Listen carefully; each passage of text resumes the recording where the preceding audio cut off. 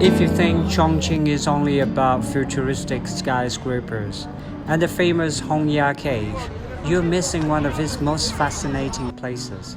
Behind the modern skyline lies Shibati, a century-old neighborhood built on the steppes hillside, where narrow stone alleys, traditional houses, and local street food tell the story of old Chongqing. Today, we're leaving the tourist grounds behind to discover what life here is really like. The ancient town is in front of us, but behind that, these are skyscrapers.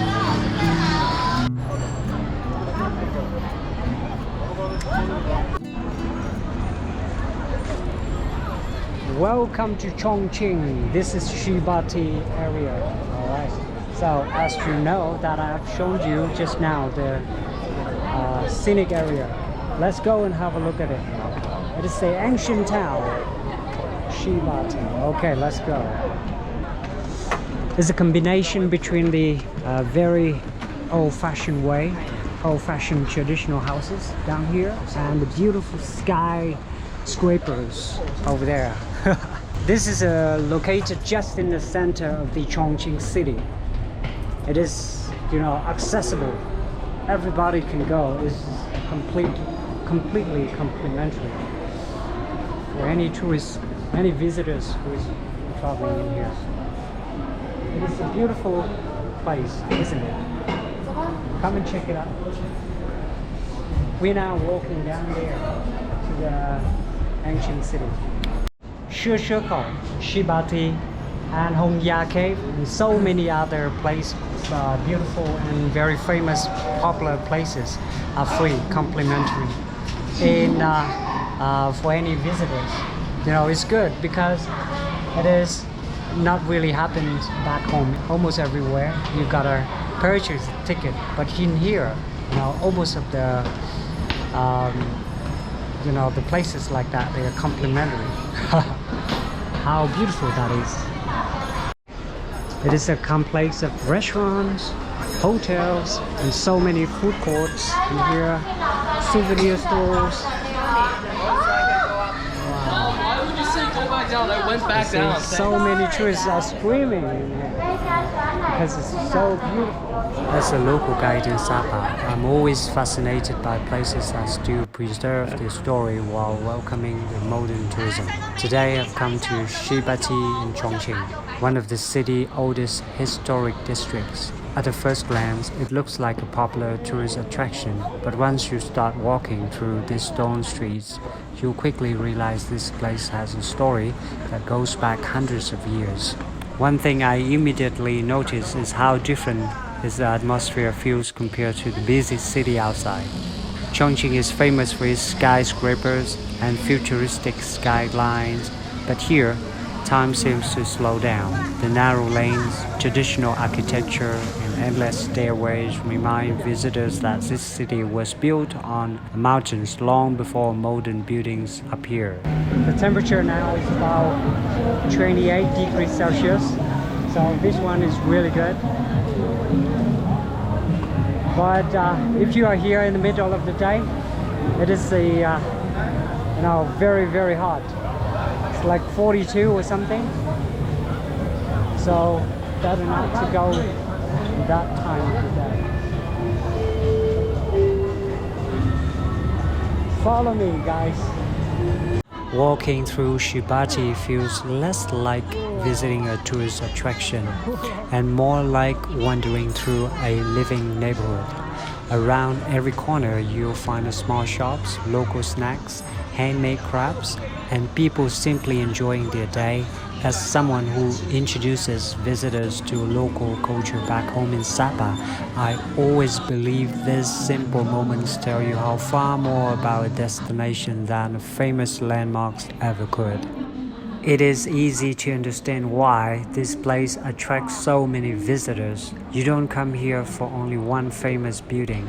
You come here for the atmosphere, the sound of the people chatting, the smell of local food. The ancient town is in front of us, but behind that, these are skyscrapers. Food is a big part of experience here. Every few steps there's another local specialty waiting to be discovered, even if you are not hungry. Okay, we carry on. Now we're gonna have some bubble tea. Let's go. It's almost impossible not to stop and look. That's one thing I love about traveling in China.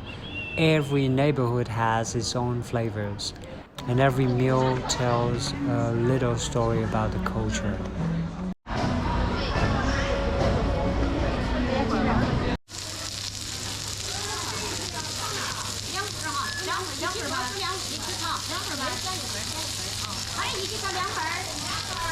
If you ever visit Chongqing, don't just come to Hongya Cave.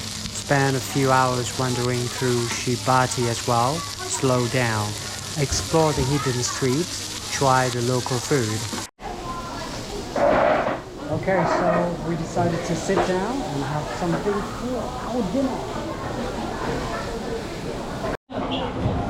You know what, it's just like an open kitchen over here. So you can see the stir-fry noodles and everything. So she's a very good chef actually. It looks very captivating. I'm so excited to wait for the food. Let's see if it's good or not. So everything is written in Chinese and we paid. Yeah.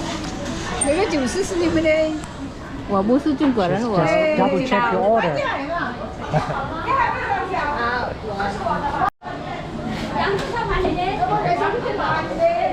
Some argument over here. And I don't understand nothing. I understood nothing. So that's the reason why I say it's very important. If you're traveling to China and you know nothing in Chinese, then it might be a big problem sometimes. So always have to use a translation and something like that. And if you have a chance, don't forget to practice your Chinese before traveling in here. Because, you know, I don't speak any Chinese, so I travel with the, you know, translation. But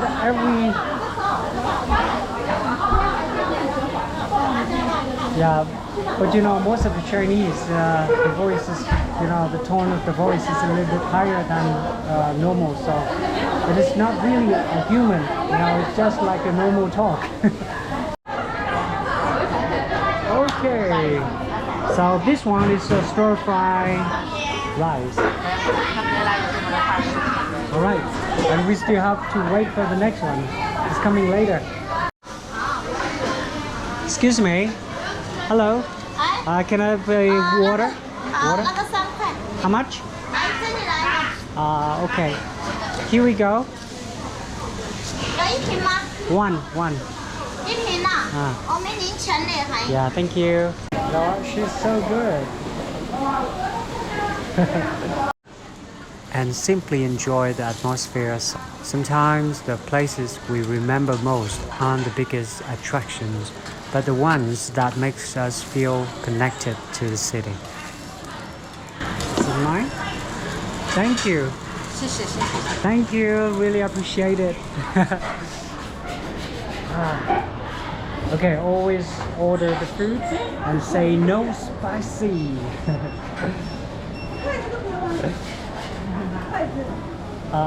Sorry? What? Thank you, yeah. Thank